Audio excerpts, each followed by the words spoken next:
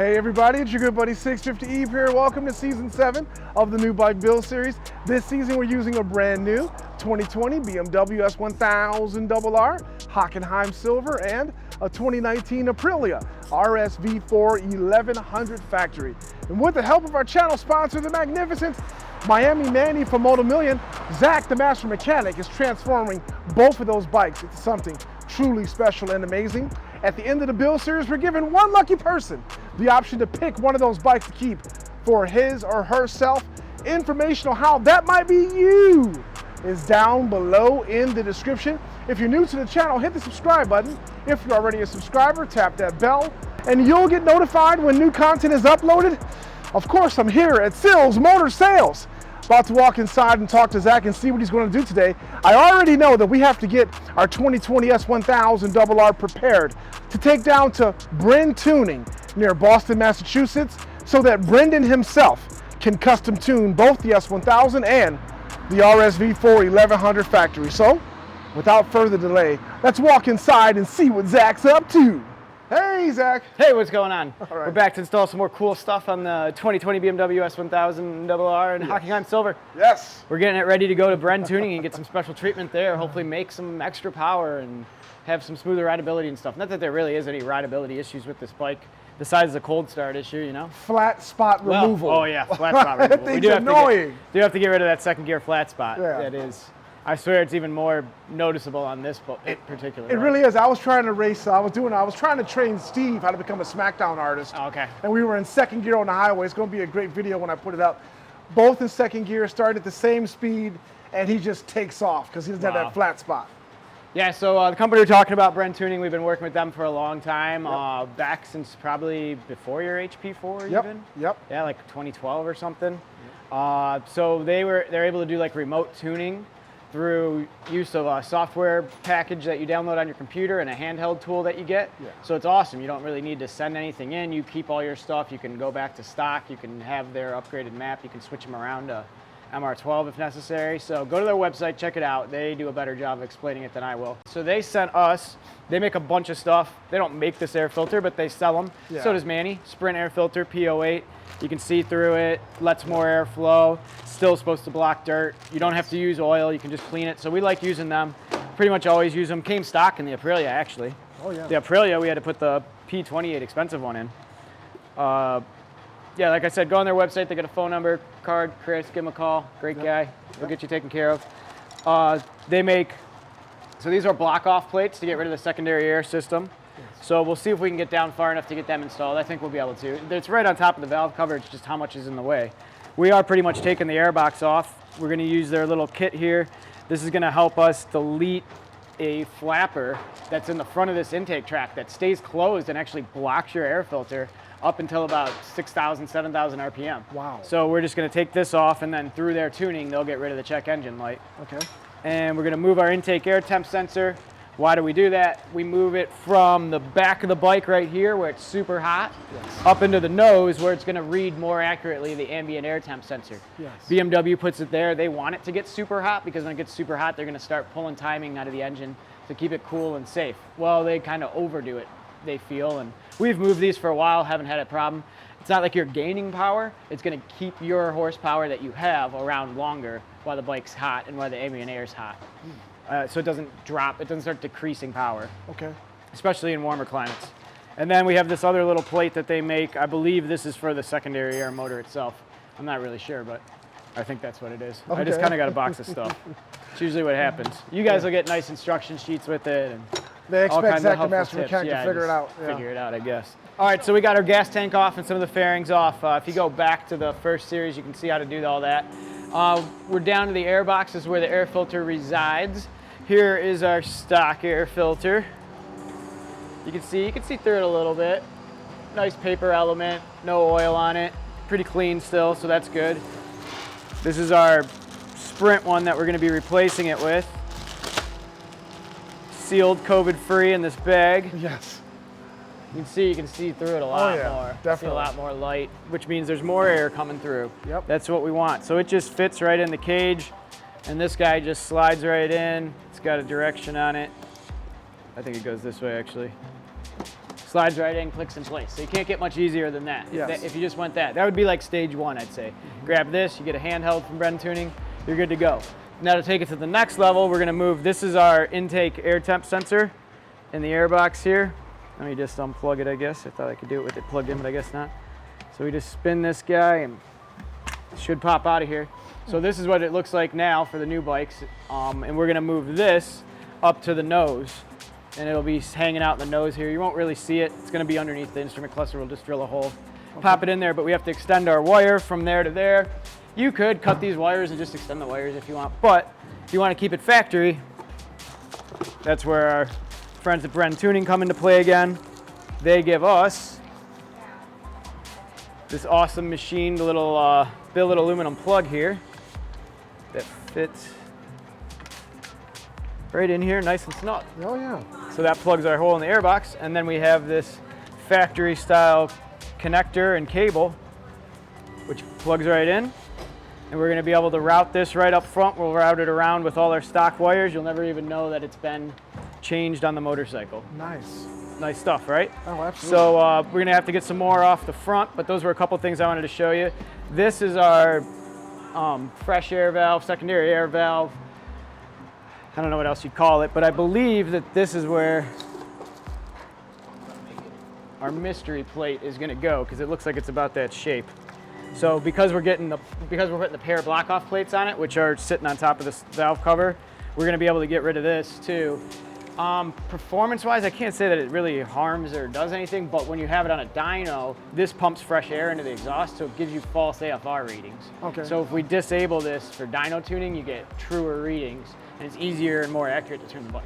Okay. So that's the main reason we're getting rid of it. Okay. All right? Yep. So we'll show popping that on probably at the end. Right now, a little more disassembly. We'll be back. All right, so we got our airbox just about all the way off. There's lots of little screws that hold our wiring on this bike. You just pop them off. 4 screws for our upper fuel injectors, 4 screws in the airbox, and then you can just lift up out of the way. Okay. There is the crankcase breather hose too, which is always fun to get on and off. More fun to get on, off isn't so bad. Yeah. And then that leaves us with our intake tract. To get that off, there's little clips up here. You can either push on them or just kind of give this a tug. There's 2 screws in here. Okay. Pull on this, this is gonna come out. Don't pull too hard because it is plugged in. This is the stepper motor for those flaps that we were talking about. Yes. So we're gonna get rid of this stepper motor. They've machined a plate that's gonna fit right there. And we're gonna get rid of these flaps. They got 2 little plugs here, so we have a nice free-flowing air intake track. If you look through there now, you can see me.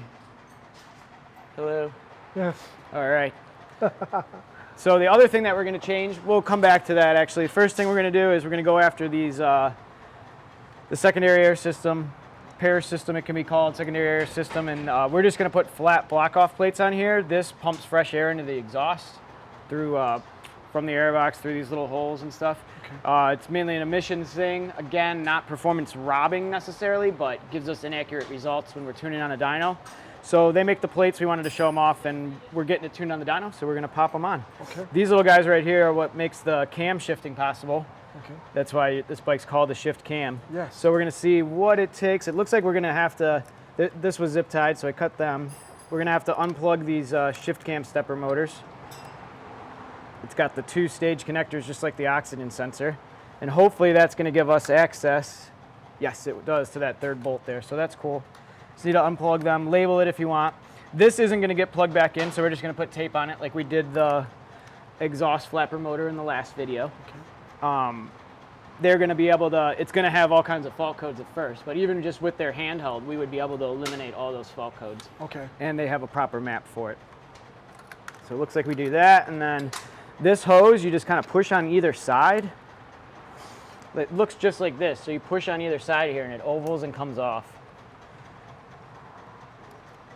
And I think if we take it off, it's gonna make it easier.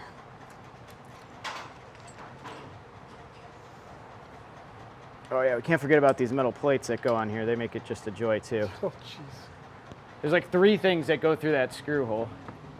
Put that on that side of the bike. So I remember where it goes. All right, so we got the factory block-off plate removed, and then what's in here is called the reed valve. Hopefully I can get it out.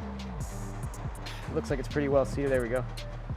All right, so we're gonna remove the reed valve too. then we're gonna pop this plate in here just to take up some thickness. I can never remember if we, let's see. Sometimes those come out, sometimes they stay. Let's see if these are loose or not. Oh, they are loose. We don't need them.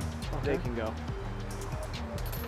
So we're just gonna put our supplied plate from Brentuning, and this guy sits there. And put our 3 bolts back in, and that's it. Same thing on the other side. Nice.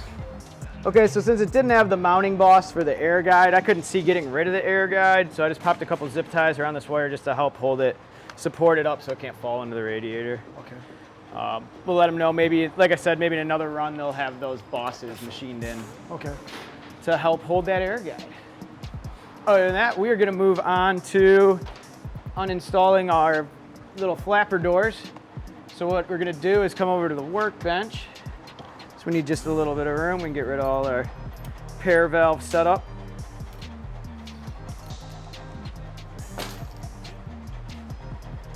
Give ourselves a nice little workspace here. We're just gonna take these 3 screws out and this motor is gonna come off.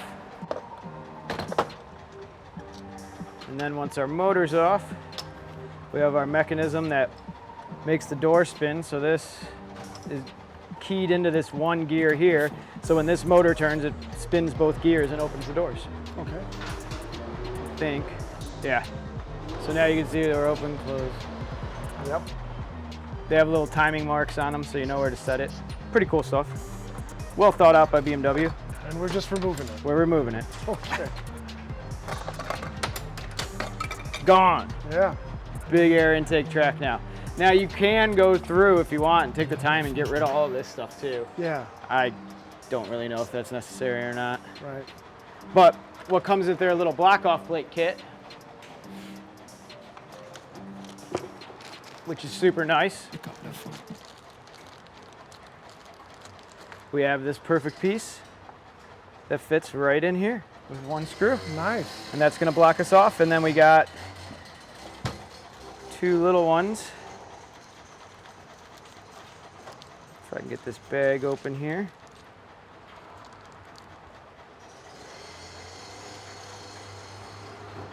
That fit right in there nice and snug. Nice. And now we're all blocked off. We just take one of these screws from our motor and run that guy back in there.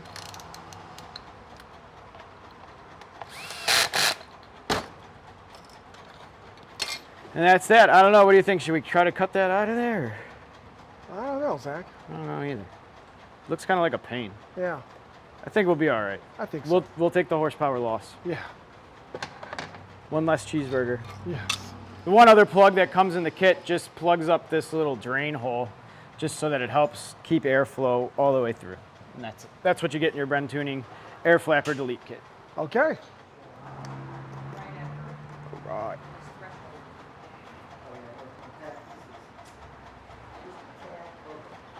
iPhone 14? That's what it looks like. It's about the size it's going to be. Yeah, 14. right. So I think we're going right up in behind here with our air intake sensor. I'm actually using a video from Brentuning's website to see where they put it in their install. Yep. They got the bike a little bit farther apart than us. All right, so right next to the split right there, we can handle that. I think we can do that with all this stuff in the way, maybe. Biggest thing, we can't have our connector for our instrument cluster hitting the intake air temp sensor when we get it in there. So I do want to go back. I want to go back as far as I can.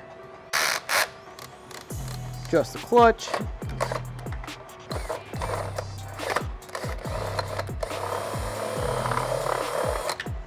All right, we got a hole. All right. Let's see if it'll fit. Blow out our shavings so they don't get into the engine. We don't want that. No. Even though it's just plastic, we still want to keep them out. Oh yeah, fits in there perfectly. I like it. Nice. Nice and snug, not in the way. Let's see if we can't get it. We'll show a final install location. It's right here for now, but it pushes right in position and stays there, so I like that. And get it back out. with a pair of pliers, and we'll push it in all the way once we have the wire connected.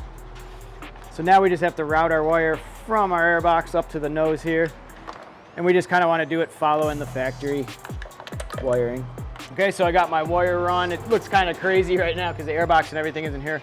We'll show it, but what's key is that you come through this slot right here, and then we can zip tie to the factory wiring right there and zip our way right up here so that you don't see the wire at all. You can't tell that the bike's been modified. Try not to drop the sensor like that because it's tough to get back. And now we should be able to just push it in the hole that we drilled, and we are installed. Nice. All right, we're in. Nice. I don't know if you can see it up in here. Right there over to the side. Beep. There she is, yep. Cool. Let me plug the combi back in. Click. All lined up, no interference. Awesome. Nice. I like it. I'm sure we're gonna get at least a check engine light on our dash. Let's see. Yep. Uh-huh. Onward journey's possible though, so we're good. Okay. We just gotta...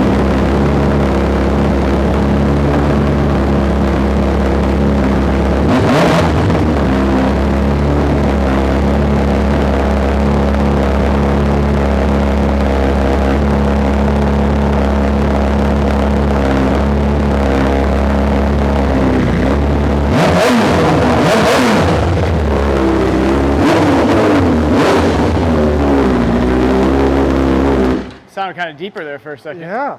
Interesting, interesting. Well, not too bad, just an onward journey. Yes. I didn't even see a check engine light. Maybe that'll happen if you tried to ride it, but. Yeah. Well, let's get the rest of this back together and let's see what it looks like with the belly pan on. All right. And then we'll call it quits. Absolutely beautiful, Zach. Yeah, looking good? Oh, yeah. I'm super pumped the way the belly pan fit. Yep. And we got it all back together. I wasn't sure we were gonna be able to. It really wasn't that difficult. Second time around, first time was a little bit trickier for sure, digging into all that intake track. Yes. But it's not as bad as some old CBRs or something, so we were able to get it all knocked out. Thanks, Brentuning, for the products provided, and thanks for your, in the future, for your services on tuning this thing. Oh, yeah. Get rid of our, make our onward journey possible again. And those beautiful Samco hoses. Yep. Thanks, Manny. And for the aero exhaust, too. Yeah, man. It's looking sweet. Heck yeah. Sounds awesome. Give it another fire. Yep.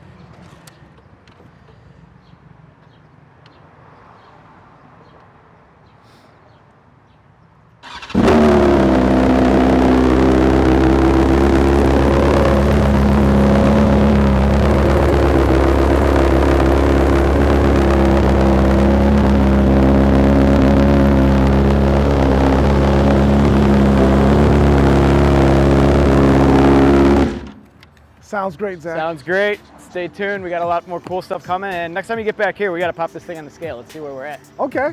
I think we'll be down around 410 or so. Ooh, Maybe. okay. I don't know. Just guess. Random guess.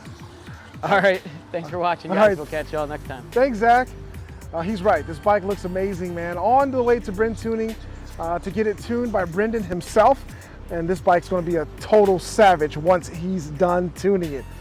Information on how you could be the lucky person to have this bike or the Aprilia RSV4 1100 factory to choose from down below in the description. If you're new to the channel, hit the subscribe button. If you're already a subscriber, tap that bell and you'll get notified when new content is uploaded.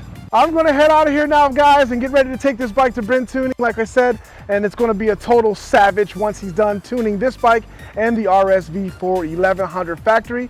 Stay tuned for that video and stay tuned for more new bike build series videos, folks. We got a lot more cool things we're gonna do to that 2020 S1000RR. Thanks for viewing. We'll catch you next time on the 650EB YouTube channel.